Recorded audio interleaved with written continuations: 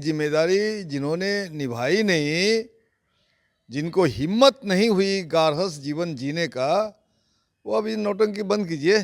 चिराग पासवान का जो जनाधार है, उनका जो वर्ग है, वो तो हम ही लोग के जनाधार और वर्ग के अंदर के लोग हैं, दलित लोग हैं, परेशान लोग हैं। तो अगर कोई आना चाहे तो स्वागत क्यों नहीं होना चाहिए। लालू यादव मंच से कहते हैं कि मोदी का परिवार में कौन है। जवाब आता है सारे भाजपा के जो कार्यकर्ता हैं, मंत्री हैं, नेता हैं, अपने एक्स पर लिखने लगते हैं मोदी का परिवार। हमारे साथ हैं भाकपा माले विधायक दल के नेता हैं महबूब आलम। अब तो पूरा देश मोदी का परिवार कह रहा है। पूरा देश मोदी का परिवार नहीं है।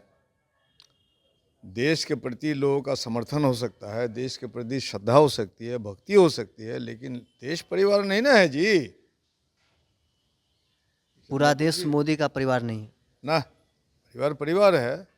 परिवार की परिभाषा अलग है, देश की परिभाषा अलग है, रिश्ते की परिभाषा अलग है, भाई की परिभाषा अलग है, दोस्त की परिभाषा अलग है, नागरिकता की परिभाषा अलग है। अब तो उनके सहयोगी दल पशुपति कुमार पारस हो चाहे संतोष सुमन, वो भी लिख रहे हैं मोदी का परिवार। अरे फंस गया, उस मुद्दे पर फंस गया है भाजपा।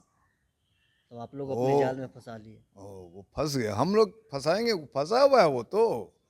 परिवार छोड़ के जो भाग गया, परिवार की जिम्मेदारी जिन्होंने निभाई नहीं, जिनको हिम्मत नहीं हुई गारहस जीवन जीने का, वो अभी नौटंकी बंद कीजिए। सच्चाई जनता के सामने उजागर हो रही है।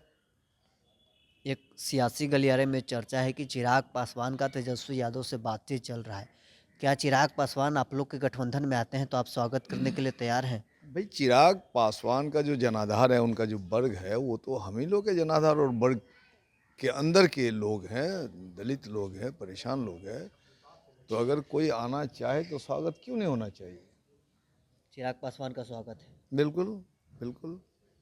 नरेंद्र मोदी लगातार बिहार के दौरा कर रहे हैं, उधर भाजपा के और भी जो मंत्री हैं वो भी बिहार दौरे पर हैं। क्या आप लोग के जनाधार पर कोई अब चिंता नहीं है? भाजपा के केंद्रीय नेतृत्व कोई जो बिहार चिंता दौरा, नहीं है। बिहार से चुनौती दी गई है, इसलिए नरेंद्र मोदी की घबराहट बढ़ गई है।